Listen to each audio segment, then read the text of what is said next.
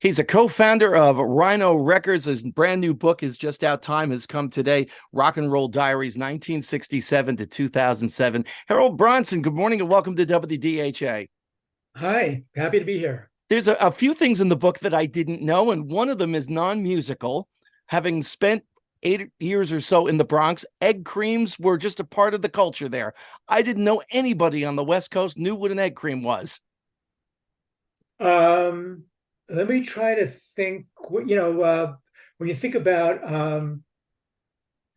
early '60s comedians, and the Ed Sullivan Show, and I off the top of my head, I can't remember, but it was a real novelty. So when I was as the busboy at the restaurant and the Broadway department store, the novelty of being able to make my own egg cream with from the fountain, the seltzer water and the milk and the chocolates. It was, I mean, they didn't know what it was. I just was in my lunch break. I was able to make a drink, and it was just a real a novelty. Goes back Well, to how it might have been there were one of the things I write about, mostly about music, but in the early '70s, big comedy boom. Number one, number two albums. There was the album "You Don't Have to Be Jewish," and maybe that's probably where I got the concept of the egg cream. Harold Bronson, my guest this morning at 105.5 WDHA. One of the things that comes out again and again in the book, Harold, is passion. And whether it's you as a fan, you as a music writer, you as somebody working in the Rhino record store, or actually putting the label together, that word comes out again and again and again. And I think it's the way you guys at Rhino treated the artists who you worked with. Well, it's in the late '70s. There were the record labels were thinking of the multiple platinum selling albums like Fleetwood Mac and Michael Jackson. So some of these reissue albums that might sell 5 or 10,000, they couldn't get out of bed for. So with us being music fans, it was how could we put quality into this? This was important to us. How do we convey that importance, whether it's tracking down rare photos, informative liner notes, in some cases making it sound better than when it originally came out. So from us, it wasn't like, oh, here's a business idea, we can make a lot of money. It was more like, oh, we can do this and we can make a profit and put out more records and not have to get real jobs. So yeah, and fortunately, there were a lot of other music fans who appreciated what we did. Well, one of those people who appreciated it was Michael Brown of the Left Bank, who, of course, had a bunch of hits in the 60s. He said, and you note in the book, that Brown felt very comfortable with both Rhino Records and you personally for the way that you handled his music.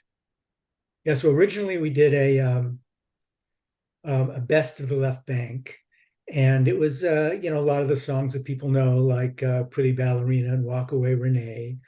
What's interesting, another song, She May Call You Up Tonight, in my office, he told me that those three songs were written about one girl, which was one of the other members of the Left Bank, Tom Finn, his girlfriend. Mm-hmm. It wasn't anybody that Michael dated, or it just, that one girl, Renee Fladen, I think her last name was. Yes, that's correct. Yes.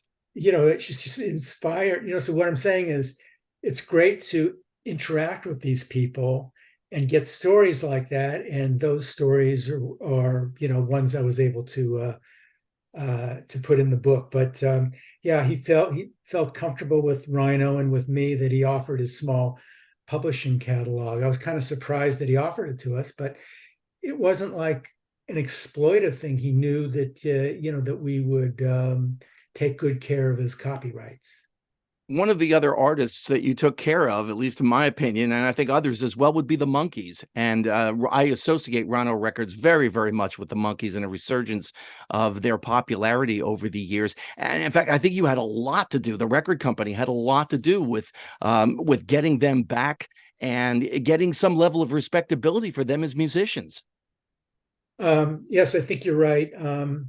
So it started out where we licensed from the owner, their catalog, and at a certain point, the producers of the original TV show, people might remember Bert Schneider and Bob Rafelson. Bob Rafelson became a distinguished director of feature films.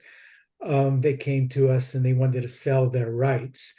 So, kind of to understand um, Columbia Pictures, then Sony, they retained the right to the TV show as it relates to showing it on TV today. So, for instance, the Access cable channel Hmm. now, I guess, as of the last few months, they programmed the monkeys. But we bought everything else, all the masters, the trademark, the rights to do, other, material. So, yeah, I mean, we did, great job. We did the video box of all the TV shows. We made it look like an old style TV. Originally, it was, VHSs before, years later, we were able to do DVDs. So the idea was to do really quality, creative stuff.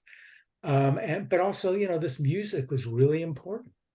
One of the things that came out in the book, and I had never heard this before, when they went to do their film Head in 1968, I didn't realize that there was talk of Martin Scorsese being the director of that. That pops up in your book. Yeah, I became friendly with Bob Rafelson, and he told me they flew him out to L.A. actually, and they were among the few directors. And then ultimately, the reason why Bob Rafelson decided to direct it himself. So again, he was one of the producers of the show. He directed some of the episodes.